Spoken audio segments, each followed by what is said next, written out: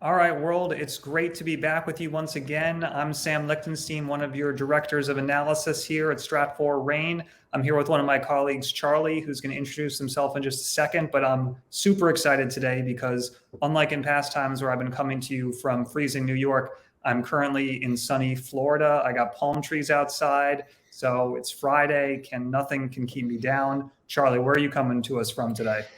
Hey Sam, I'm coming to you from Austin, Texas. I'm a global security analyst with RANE. I don't know if Sam mentioned, but I've been with the company for a little bit. I handle both Middle East and Sub-Saharan Africa, and I handle jihadism and terrorism issues.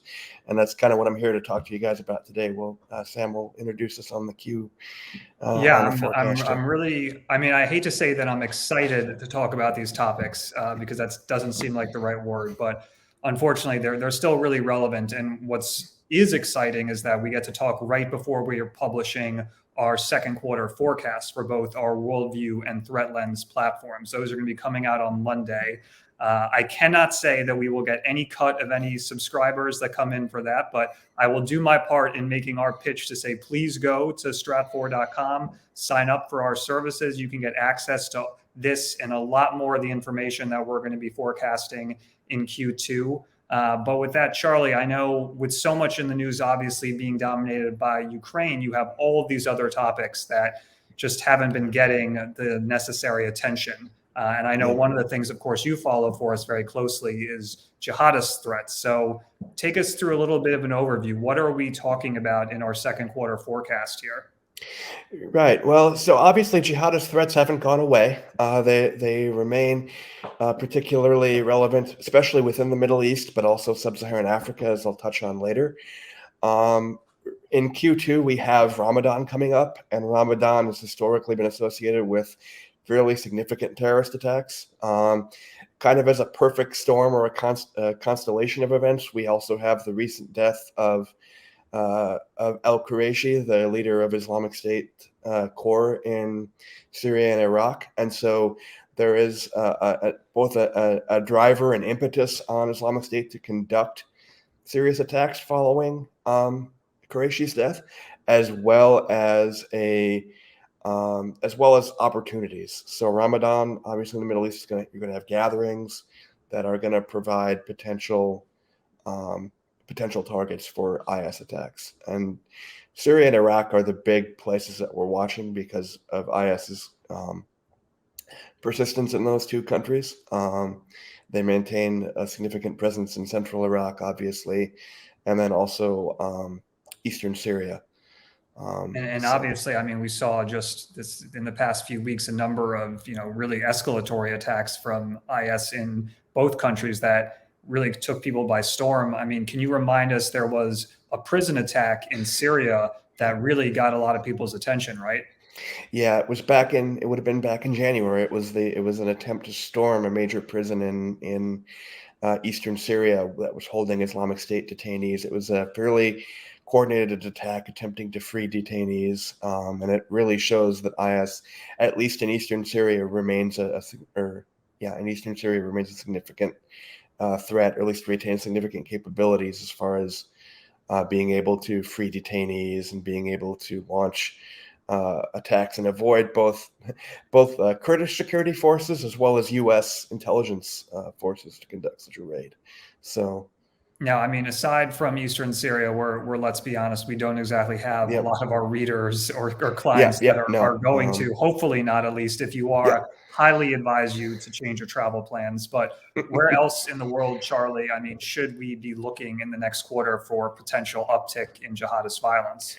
I would look at first of all Lebanon, and the reason I say Lebanon is because there was a significant incident. It was a few months ago where Islamic State attempted to, Lebanese security forces disrupted a planned Islamic State cell that was planning attacks on Shiite targets in Lebanon.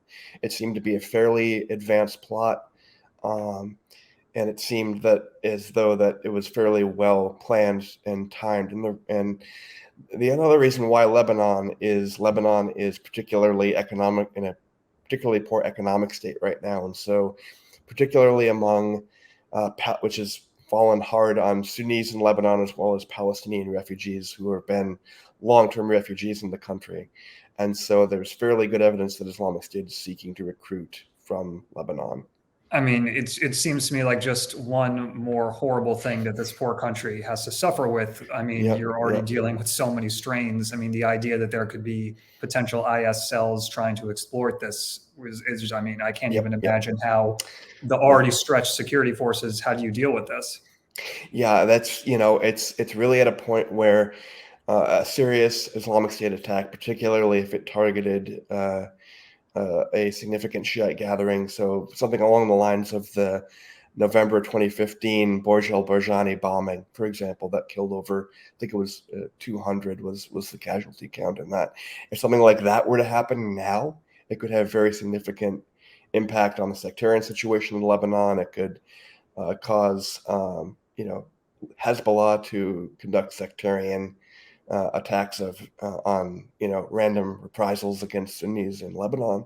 It could have a lot of different second and third order impacts given the current situation of affairs in Lebanon right now. Yeah, you're not exactly painting a rosy picture, unfortunately, here. And I mean, obviously, we're still talking hypothetical, but Yeah, one place that sadly has not been hypothetical, but been really real, has been in portions of Israel and the Palestinian territories recently, right? I yeah, mean, even earlier this week, we saw quite a significant attack by a lone individual, right?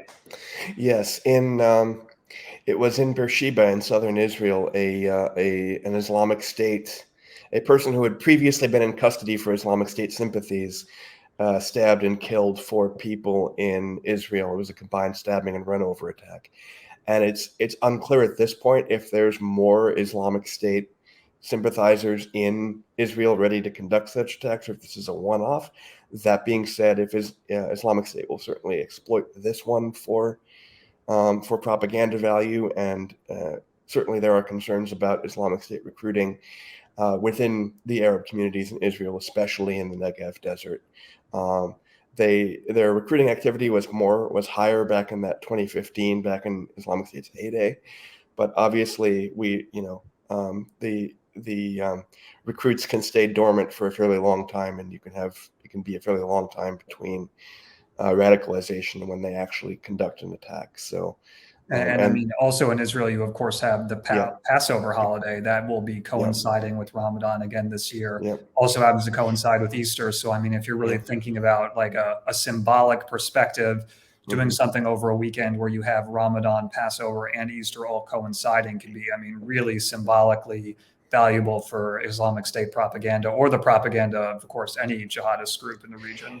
Indeed, and it really only adds to the militancy problems that we've seen in Israel and the West Bank. Not to go off on too big a tangent, but also we obviously still have Hamas and Palestinian Islamic Jihad to worry about.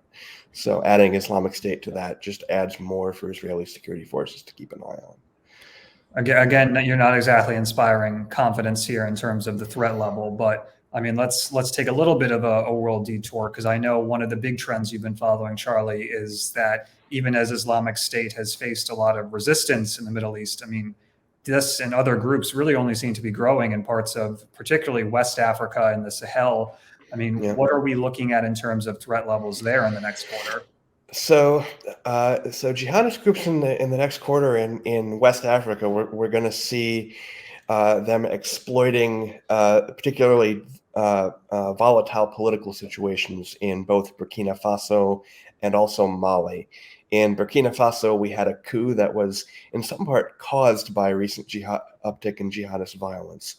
A key factor in the coup was an attack in late 2021 that killed a large number of Burkina Faso gendarmerie, and that caused a significant backlash against the government and the civilian-led government and its failure to deal with the violence. So going forward, the Jemaat Nusra al-Islam wal-Muslimin, the primary al-Qaeda affiliate in Burkina Faso in particular, is likely to continue attacks in the region. Well, the thing that interests me a lot, Charlie, and what you've been looking at for our Q2 forecast is actually how what's going on in Ukraine with Russia is actually having a secondary impact Yep. on the security situation in the Sahel. Can you walk us through that a little bit? Sure, that's particularly true in Mali. So in Mali, we have kind of a perfect storm. We have the French that are gradually withdrawing from Mali, given poor relations with the Malian government. They're going to be withdrawing over the next 4 to 6 months. And then simultaneously with that, we have a decreased Russian presence in the country. Russia was present in the country militarily as an effort to supplant or waning French influence there. But it appears more likely than not that the Russians will also be withdrawing a significant capability to go fight in Ukraine. So the Malian government will essentially be left holding the bag against jihadism, not entirely by themselves, but with much less support than they had initially planned on, for sure. So I mean, and in terms of just kind of the threat levels that we're seeing here, obviously we, have thankfully not seen any of these groups attack the West from any of these countries, but they just seem to be continuing to slowly but surely expand. I mean, is that kind of the right characterization? That's generally the trend, and it's especially true in the coastal West Africa timeframe. So that Burkina, or in the coastal West Africa geographic frame, rather, with Burkina Faso into, we've seen a lot of cross-border attacks into Benin, into Togo. We've seen on a more rare occasion attacks into Cote d'Ivoire, but I wouldn't rule out Cote d'Ivoire in the coming quarter either. So we see it as kind of a gradual, patient strategy among Al-Qaeda in West Africa in particular.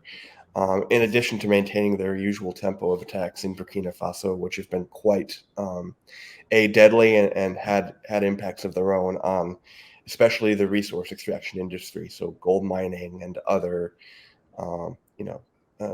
other resource extractive sectors. Gotcha. Well, I mean, what I find particularly fascinating is just kind of the tie-ins that you just laid out for how what's happening across the world in Ukraine in a very different type of conflict could really reverberate here. Yep, and that's true not only in sub-Saharan Africa, but it could also be true in the Middle East as well. Obviously, the U.S. is putting more and more intelligence focus on Eastern Europe, particularly Ukraine and Russia, and that could have a slight deterioration in counterterrorism focus in the Middle East and North Africa. So that could also provide opportunities for Islamic State there as well. Quite frankly, all governments have finite resources, and intelligence capacity is limited. So when large events like this happen, they can provide opportunities for jihadist groups to move in. Yeah, I mean, it really just goes to show you how truly the world is interconnected, for better and worse. And I mean, these are just some of the highlights that you can find in the Threat Lens and Worldview second quarter forecast. Please visit us at stratfor.com if you want to gain more insight into any of these topics. I can promise that Charlie and I will get any cut of any new subscribers that we get. So I say this solely not for a financial gain for me, but for a intellectual and capability and awareness gain for our customers and our clients. So again, please check us out on Monday when you can read all about these and other parts of our second quarter forecast for our two main platforms, Worldview and Threat Lens. Until then, hope everybody has a great weekend, and we'll see you soon. Thank you for your time, Sam, and thanks everyone.